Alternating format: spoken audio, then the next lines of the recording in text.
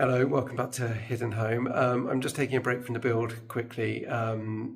First of all, before I forget, shout out to Dino Dinosaur. Love the engagement. It's ace. Keep it coming. And genuinely, like I said, if you want to talk about hi-fi and all the cool things I've experienced, give me a call.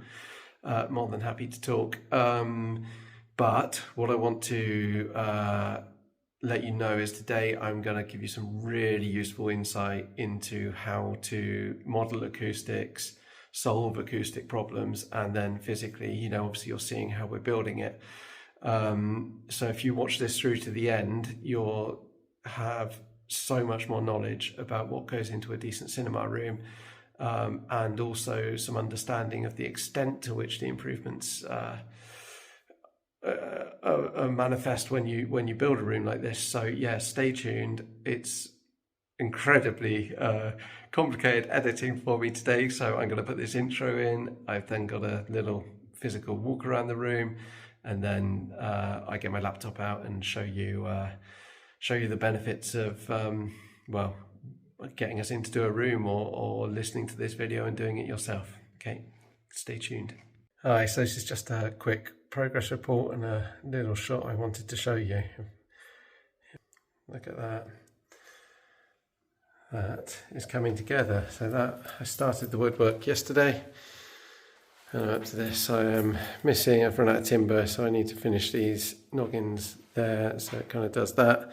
Haven't finished this one. Oh, where's my finger? I haven't finished that one because I need to work that out exactly to house the subwoofer, and I haven't got into that level of fine detail yet. I know roughly what the plan is, but I haven't worked out the perfect dimension for that little pocket yet. But yes, there we go. It's looking pretty good. So what I'm going to cut into showing you now is exactly why we've picked all these dimensions. So I want to try and actually offer you guys some real insight into how to do this yourselves, or what we think about when we're doing it for clients. So if you are a potential client, you get some idea of the level of expertise that goes into this, and if you're trying to do it yourself, some idea of the level of expertise you're going to have to try and build yourself. But anyway, I'm going to disappear now. I'm going to go get my laptop and I'm going to come back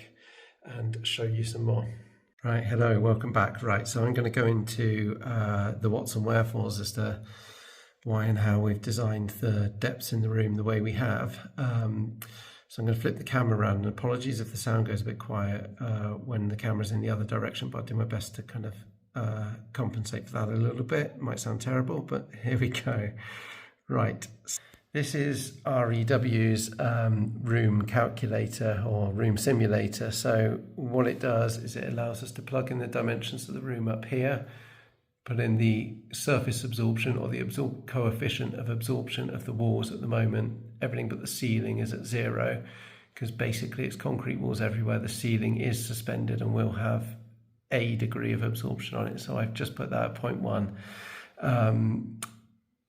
I come back to this because there's a real important but nuanced argument about the way this, which is the predicted frequency response of the room. So here you've got decibels, so you can see the scale.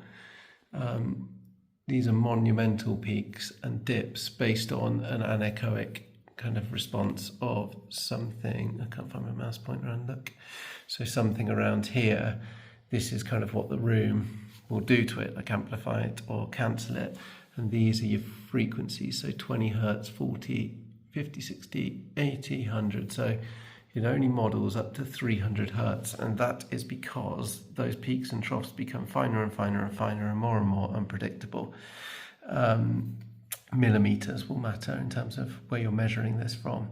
So you then can lay your speakers out 2-channel only, and you can have as many subs as you can possibly imagine. I think it's up to 8 or something.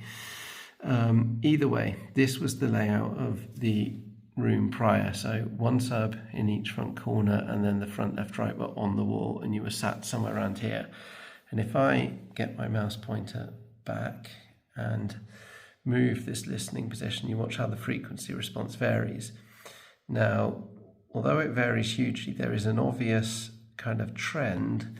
This is probably the most extreme example of it, where there's this big, huge suck out and peak.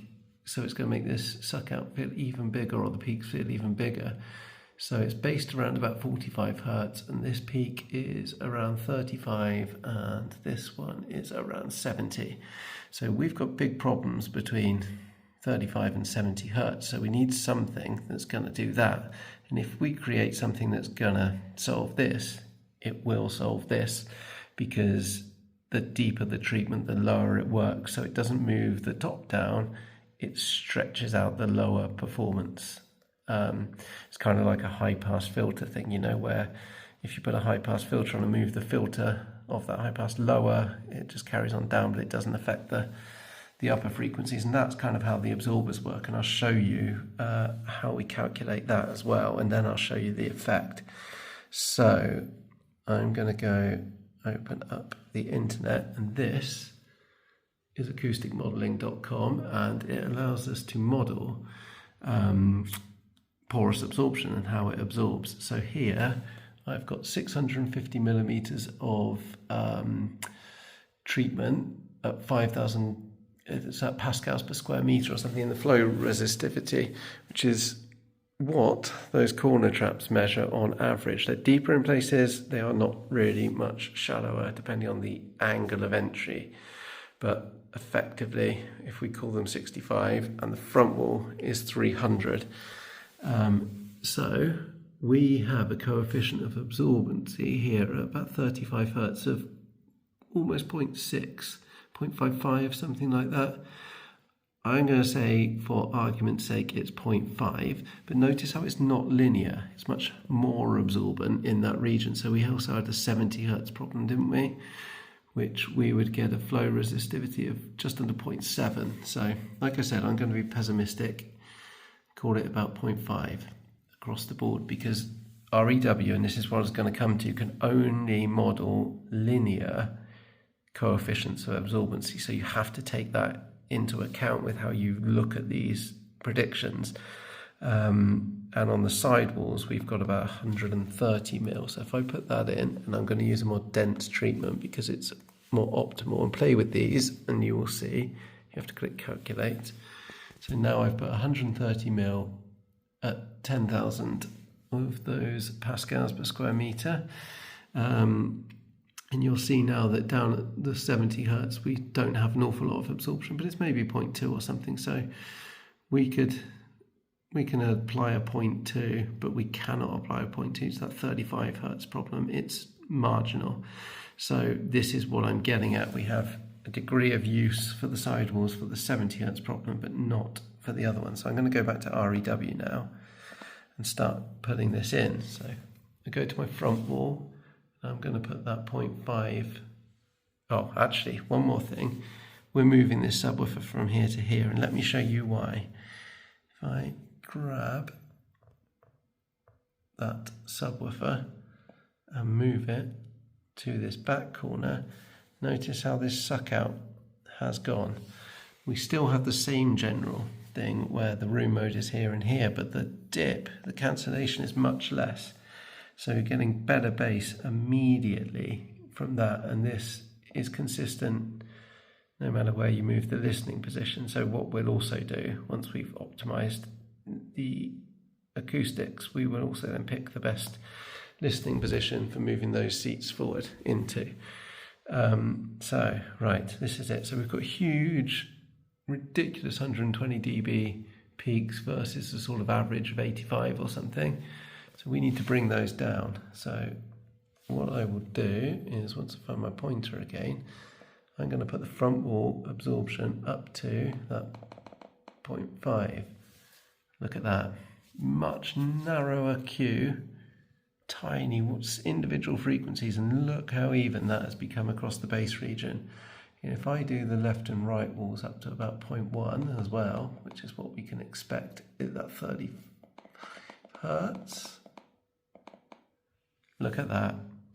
That is acoustics for you. We've gone from horrible jet engine loud bass honky boom to much more smooth and linear. And that's before, I mean, it might be a coincidence, but that's before I've picked the absolute perfect listening position. So, actually, to be fair, it wasn't a bad start, but you know, we could have something like that where we are pretty much relatively flat to each other. When I say relative, I mean this frequency relative to this frequency is unbelievable. So remember, the subwoofer's at the front, huge scoop out. We've moved the subwoofer, we've optimized the acoustics, and this is what we get. This is what we're about. Add in then the incredible atmosphere, because we've done the interior design, we made the room more desirable.